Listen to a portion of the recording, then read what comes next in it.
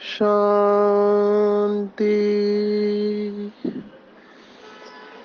आज 20 जनवरी 2023 भारत में शुक्रवार है। Today is 20th January 2023 and it's Friday in Bharat. आज की मुरली का जादुई रहस्य स्वयं को प्रेरणा देने के लिए magical secrets of today's Murli for motivating the self.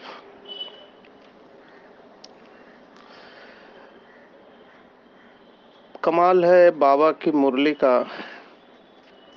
एक ही मुरली में कितने सारे सब्जेक्ट्स को टच करता है, कितने सारे विषय। एक एक विषय की गहराई में जाए तो भी काफी समय लग सकता है। ज्ञान का सागर शिव बाबा बच्चों को कितने विजन्स देता है, कितने उदाहरण देता है, इसीलिए उसको सागर कहते हैं। सागर में लहरें उछलती है, हर लहर अलग है। कब कौन सी लहर तो कब कौन सी लहर। तो आज की मुरली में बहुत सारे सब्जेक्ट्स को बाबा ने टच किया है।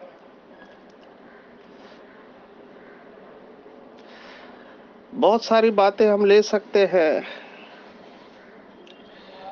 लेकिन ऐसे कहते हैं कि सार का भी सार निकालना है, तो हम किसी एक बात की गहराई में जाके उसके साथ पूरा सब्जेक्ट, पूरे आज की मुरली देखेंगे। डॉक्टर हूं तो हेल्थ से शुरुआत करते हैं। आज का स्लोगन है, सदा स्वस्थ रहना है तो आत्मिक शक्ति को बढ़ाओ।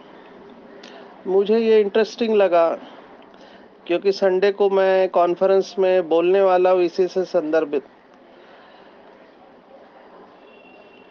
इस रविवार को एक मुंबई में राष्ट्रीय कॉन्फ्रेंस है, रिजुविनेटिंग मेडिकल माइंड्स। बहुत सुंदर कॉन्फ्रेंस है, दूसरी राष्ट्रीय कॉन्फ्रेंस है। सबने अलग अलग टॉपिक लिए हैं।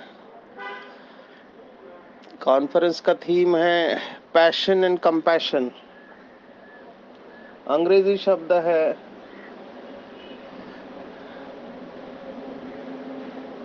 दया और करुणा। ये हमारा इस साल का थीम भी है ब्रह्मा कुमारी इसका।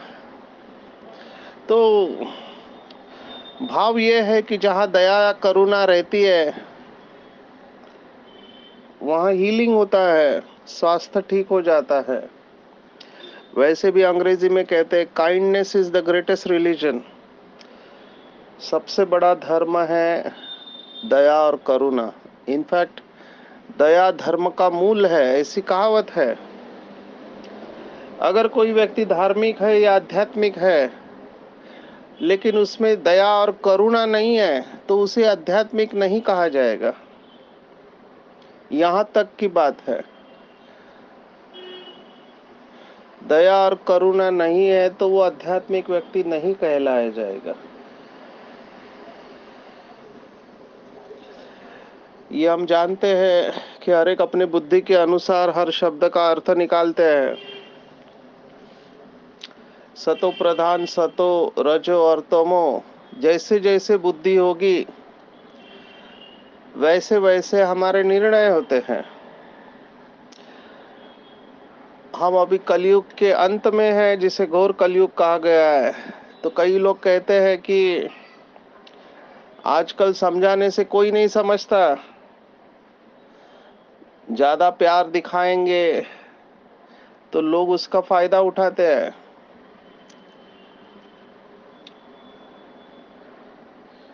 इसलिए दया करुणा आज के जमाने में ठीक नहीं लगती है। ये भी एक सोच है। वो जो मैंने देखा सोशल मीडिया पे, ये श्लोक है, अहिंसा परमो धर्म, लेकिन उसके आगे की लाइन भी डाल देते हैं कि धर्म के लिए हिंसा जरूरी है। कितने सारे सोशल मीडिया एक्टिव है इस समय, वो आपको ये बताने के लिए कि धर्म के लिए हिंसा पर उतर आना चाहिए। तो कई बार हमको भी पूछते हैं ब्रह्मा कुमारियों को कि आपका स्टैंड क्या है। तो ऐसे समय पर हमको बहुत युक्ति से चलना होता है, क्योंकि लोगों की भावनाएं होती है इसमें जुड़ी हुई।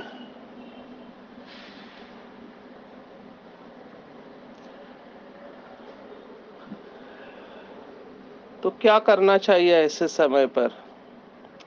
तो आज बाबा ने वरदान में 5 शब्द बताए हैं। मुझे वो 5 शब्द बहुत इंपॉर्टेंट लगे। व्यक्ति, समय, संगठन, स्थान, वायुमंडल, ये 5 बातों को देखते हुए डिसीजन लेना चाहिए। व्यक्ति, समय, स्थान, संगठन, वायुमंडल।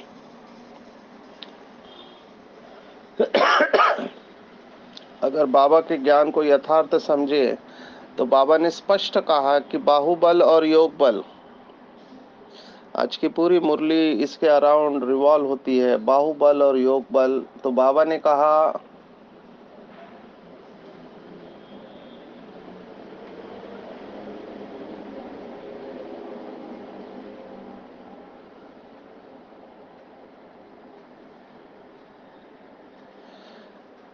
बाबा ने कहा आज का पूरा मुरली का अगर सार ले तो बाबा ने कहा हम पीस मेकर्स है, पीस मेकर्स।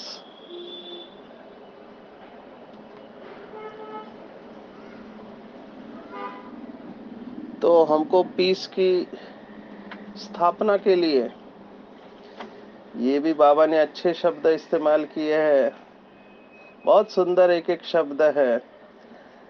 हमको बड़ा मीठा, रॉयल, पीसफुल, नॉलेजफुल, ब्लिसफुल, ये 5 शब्द, मीठा, रॉयल, पीसफुल, नॉलेजफुल और ब्लिसफुल। यहाँ पे हिंसा कहीं पर भी नहीं आती, अपोजिशन कहीं पर भी नहीं आते हैं। तो बाबा इज कंसिस्टेंट कि आपको अगर सतयुग में देवता बनना है तो देवताई गुण आपके द्वारा डिस्प्ले होने चाहिए। मैं स्लोगन से शुरुआत किया था, उसके ऊपर फिर से आता हूँ। ब्रह्मा बाबा की कहानी याद आ रही है। बाबा को पकड़ने के लिए पुलिस आए थे, आप सबने जीवन कहानी में सुना होगा। तो जो भाई पहरे पर था उसने कहा पुलिस को, आप रुको, मैं देखता हूँ बाबा तैयार हो रहे या नहीं। और पीछे से एक भाई को भेजा स्टे लाने के लिए, कोर्ट का ऑर्डर था। तो बहुत देर तक उसको रोक के रखा, तब तक ये भाई स्टे ऑर्डर लेके आया। पुलिस नाराज हो गई कि हमको फंसाया करके। तो ये भाई बहुत खुश हुआ, मेरी एक युक्ति की वजह से बाबा को पुलिस नहीं पकड़ के लेके गए। और बाबा को जब ये समाचार सुनाया तब बाबा ने कहा कि बच्चे ये सब करने की जरूरत नहीं थी, तुम्हें झूठ बोलने की जरूरत नहीं थी, तुम्हारे में आत्मबल की कमी है। तुम कह सकते थे कि ये शिव बाबा का रथ है, स्वयं भगवान का। आप सोचो, उस भाई को लगा कि इस तरह से चलने से मैंने बाबा को बचा लिया। खुश था, लेकिन बाबा का डिसीजन कुछ और था। तो अंग्रेजी में जो कहावत है, man proposes and God disposes. कई लोगों को लगता है हम जो करते हैं वो ठीक है, अभी ये उनका बुद्धि का डिसीजन होता है, लेकिन जरूरी नहीं कि भगवान भी वही सोचता है। बाबा ने एक मुरली में कहा था कि जो दुनिया की नजरों में है वो बाप की नजरों में नहीं, और जो बाप की नजरों में है वो दुनिया की नजरों में नहीं।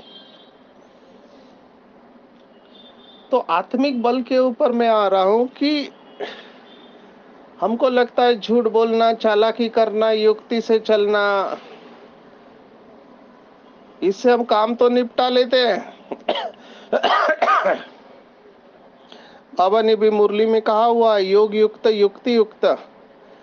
लेकिन युक्ति युक्त बनते बनते वो झूठ बोलने का संस्कार नहीं चलना चाहिए कि हर बात में हम चालाकी करें, क्योंकि ड्रामा में सत्य को भी सर्टन पावर्स है, आज नहीं तो कल सत्य सामने आ ही जाता है। ऐसे कहते हैं सूर्य चंद्र और सत्य कभी छिपके नहीं रह सकते, लेकिन ये ताकत सभी के अंदर होती नहीं है, और इसी को आत्म बल कहा गया है, और इसका डायरेक्ट कनेक्शन हमारे स्वास्थ्य के साथ है। ऐसे कहते झूठ बोलने वाला बीमार पड़ता है, डेफिनेटली बीमार पड़ेगा। क्यों? क्योंकि उसके अंदर एक संघर्ष चलेगा,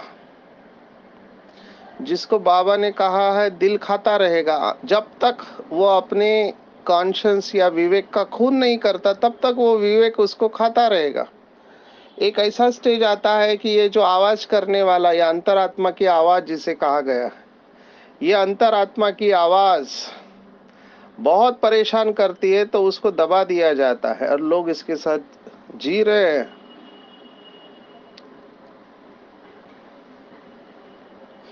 क्योंकि इस अंतरात्मा की आवाज के साथ जीने के लिए बहुत ताकत चाहिए, उसी को आत्म बल कहा है। अंडर नो सर्कमस्टेंसेस हमको इसे कॉम्प्रोमाइज करना है। आप यज्ञ की हिस्ट्री देखो, कितने माताओं बहनों ने पवित्र रहने के लिए कितना सहन किया, वो सुनने से भी शरीर में रोंगटे खड़े हो जाते हैं। गंगे दादी, उनके घर वाले चारपाई उनके हाथ के ऊपर रखते थे, ऊपर बैठ के थे। आप सोचो, चारपाई का एक पैर आपके हाथ के ऊपर रखा है और उसके ऊपर जम कर रहे हैं, कितना दर्द होता होगा। सलियों से बांध के रखते थे, मारते थे, लेकिन ये सब इन्होंने सहन किया, और आज देखो विश्व की स्टेज पर है, पर हर एक के अंदर ये सहन करने की ताकत नहीं होती है। आज बाबा ने कहा बीमार पड़ गए तो क्लास में नहीं आते। हमने तो यहाँ तक देखा है स्वस्थ होते हुए भी क्लास में नहीं आते हैं। कोविड का छोड़ो, Covid was a different period, लेकिन अभी स्वस्थ है, कोई तकलीफ नहीं है, कोई बंधन नहीं है, फिर भी क्लास में नहीं आते। और दूसरे तरफ ऐसी आत्माएं हैं जो क्लास में आने के लिए तड़पते हैं, लेकिन घर वाले उनको आने नहीं देते हैं। दोनों प्रकार के बाबा के बच्चे हैं। इसलिए बाबा ने कहा कि मूर्ख देखना हो तो भी यहाँ देखे, दुर्भाग्यशाली और भाग्यवान वो भी यहाँ पे देखे। तो आत्म बल को बढ़ाओ, तभी हमारा स्वास्थ्य अच्छा रहेगा। मैं अपने जीवन को साक्षी होके देखता हूँ, जितनी भी परिस्थितियां आई, अगर आप वैल्यूज को लेकर चलते हैं, डेफिनेटली प्रेशर होता है कि वैल्यूज को कॉम्प्रोमाइज करें, क्योंकि तकलीफ होने वाली है, तकलीफ तो होने ही वाली है, क्योंकि बैलेंस रखना कठिन हो जाता है। लेकिन आप वैल्यूज को लेकर चलते हैं तो शुरुआत में तो बहुत सहन करना पड़ता है, बहुत सहन करना पड़ता है, लेकिन वो सहन करना भी खुशी खुशी से करते हैं, क्योंकि बाबा की श्रीमत पर चल रहे हैं।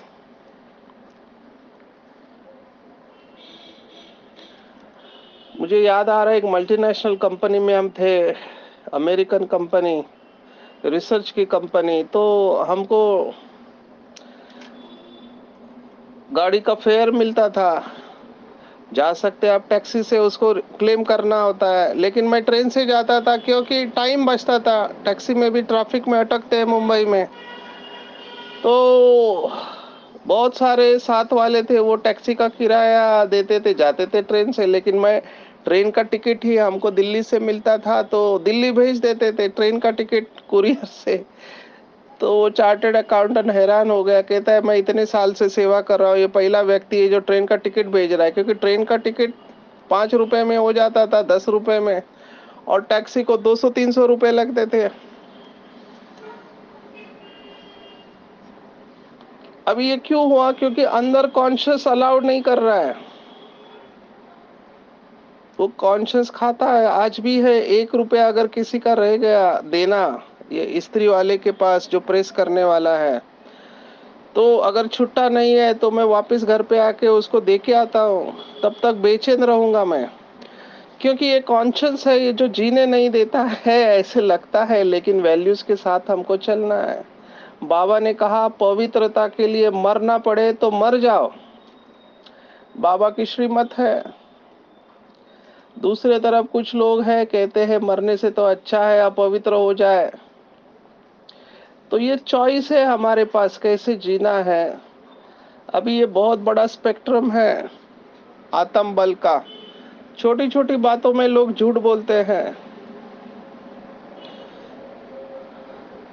बाबा जबकि सामने से कह रहा है बच्चे जो भी चार्ट है मेरे को बताओ, कोई भूल हो गई तो बताओ। लेकिन वही बात है, बाबा ने एक मुरली में कहा था कई बच्चे सोचते हैं अभी तो मौज कर लो, बाद में किसने देखा है, कौन देख रहा है हमको। तो बाबा ने एक मुरली में जवाब दिया कि जो कहते हैं आगे देख लेंगे, तो बाबा ने कहा, आंखें ऊंची करके बाबा ने कहा था, मैं उस मुरली में बैठा था, बाबा ने कहा देख लेना। माना किसके साथ हम क्या कर रहे हैं ये भी नहीं समझते हैं। जो सब कुछ जानता है या जान सकता है उससे छिपाने का क्या मतलब है। जब बाबा सामने से कह रहा है कि मैं वतन में बैठ के बच्चों के हर सीन को देखता रहता हूँ, वो ऑलमाइटी अथॉरिटी है, एक साथ वो सभी आत्माओं को देख सकता है, उसके पास पावर है। तो छिपाने का कोई मतलब ही नहीं है, झूठ बोलने का भी कोई मतलब नहीं है, ऐसा कोई कर्म करने का मतलब नहीं है जिससे हम अपनी भी नजरों में गिरे और परमात्मा की नजरों में भी गिरे। आप स्वस्थ कैसे रह सकते हैं? Not possible. स्वस्थ तभी रह सकते हैं जब सोचना, बोलना और करना तीनों समान हो। नहीं तो संघर्ष अंदर से, स्प्लिट पर्सनालिटी,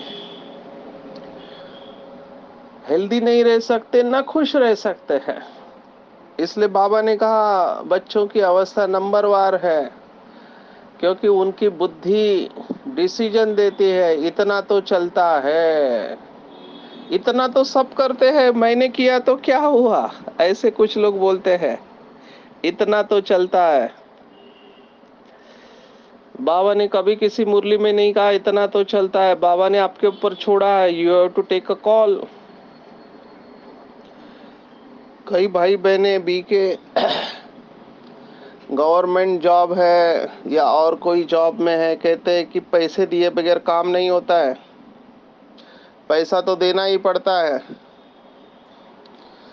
या हम अगर पैसा लेंगे नहीं तो हमारा घर बार कैसे चलेगा ना। यहाँ पर भी चॉइस है, यहाँ पर भी चॉइस है हमको। बाबा के दोनों प्रकार के बच्चे। एक भाई मुझे मिला था ट्रेन में, टीसी ने कहा सीट मिल जाएगी, इतने पैसे देना पड़ेगा। उसने कहा सॉरी मैं उतर जाता हूँ। उसने टीसी को पैसा नहीं दिया, क्योंकि उसका कॉन्शियस उसको अलाउ नहीं कर रहा था। पर नीचे उतर गया, पर उसको दूसरी ट्रेन मिल गई। वो कहता है मैं बहुत साल से ट्रेन में जर्नी करता हूँ, आज तक मैंने किसी को पैसे नहीं दिए, क्योंकि मैं अपनी वैल्यूज को छोड़ना नहीं चाहता हूँ।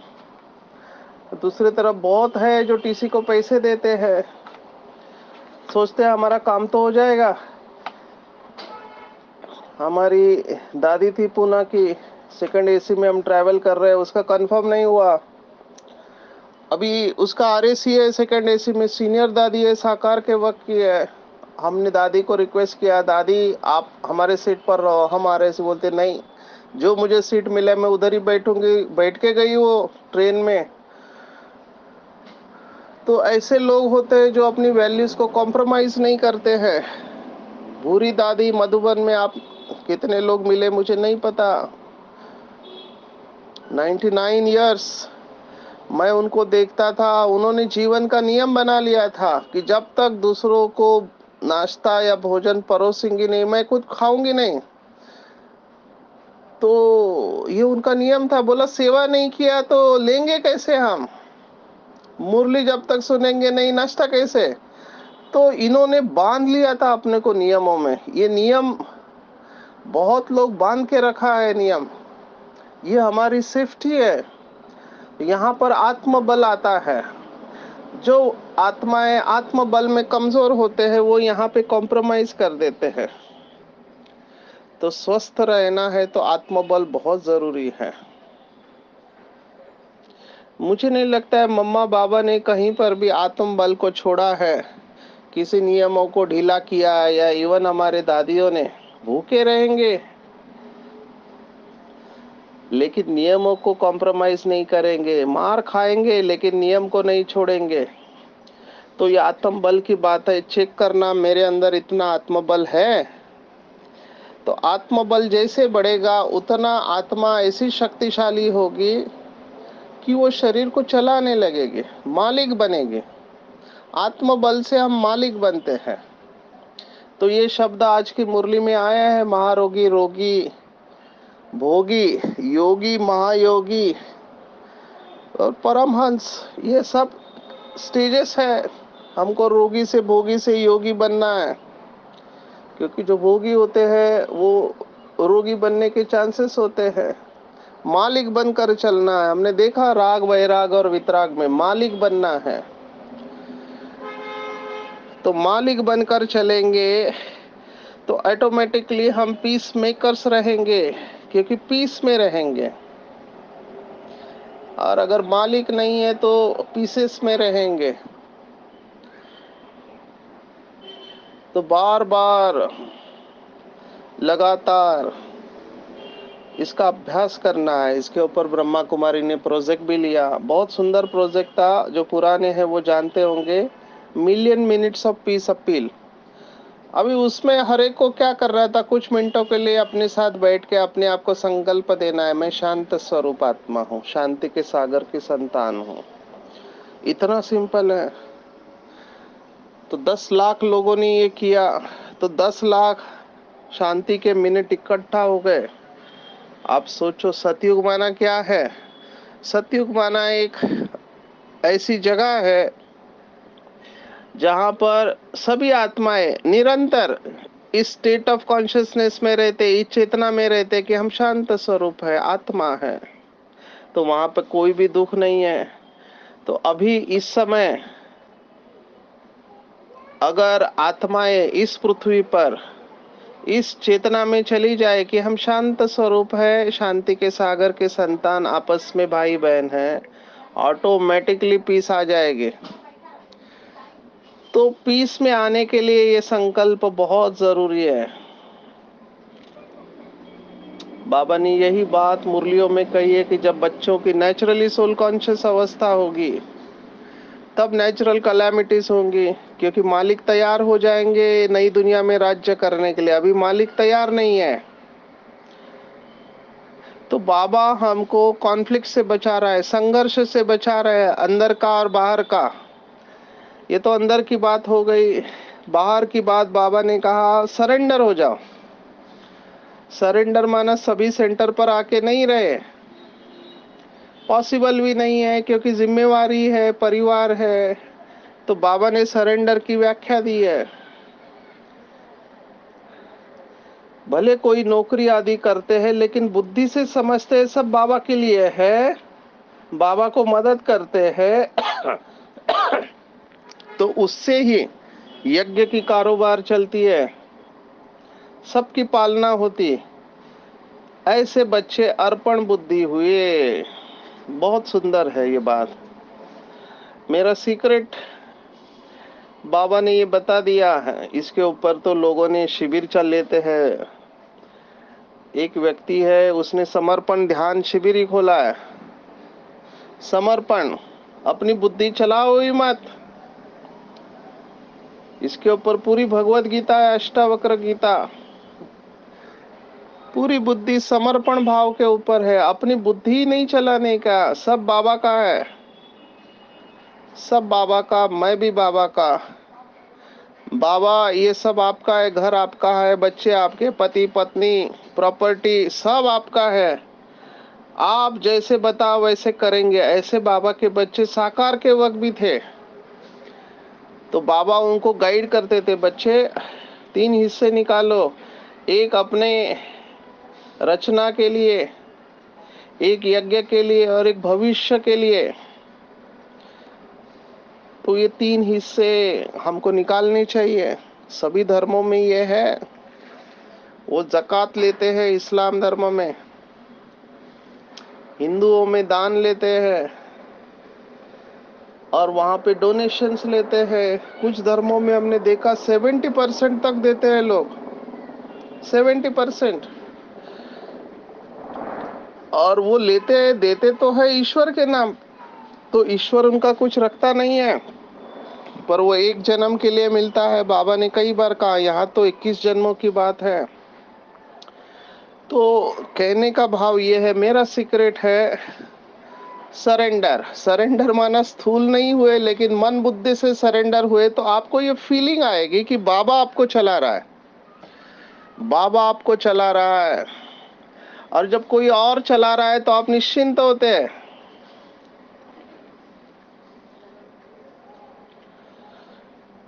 ऐसे निश्चिंत रहने के लिए बाबा ने टेक्निक भी बताई। आज श्वासोश्वास याद, ये भक्ति मार्ग का शब्द है, अजपा जाप, श्वासोश्वास याद।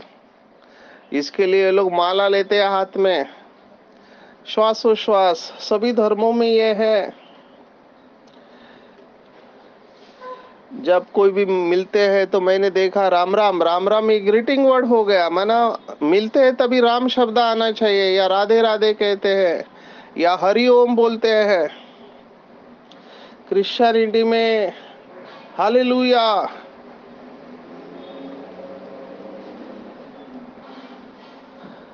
इस्लाम में अलग अलग शब्द है।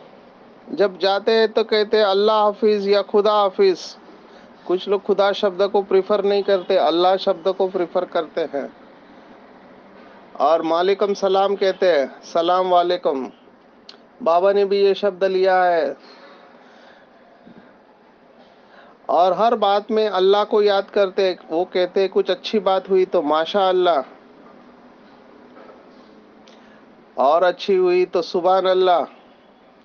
माना ये न के न प्रकरे न, कुछ भी हो जाए आपके मुख में ऊपर वाले का नाम आना चाहिए, ताकि श्वासोश्वास याद रहे। लक्ष्य वही है, क्योंकि जहाँ परमात्मा की याद है वहाँ गलती नहीं हो सकती। बाबा ने यही बताया, शरीर निर्वाह कर्म करते हुए बेहद के माता पिता को श्वासोश्वास याद करना है।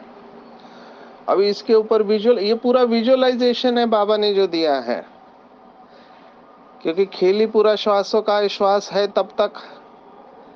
और लास्ट में स्पिरिचुअलिटी में मान के चलते हैं कि अंतिम समय में केवल भगवान की याद रहे, श्वास ही उसकी याद में छूटे। और कब कौन सा श्वास आखिरी होगा हमको नहीं पता।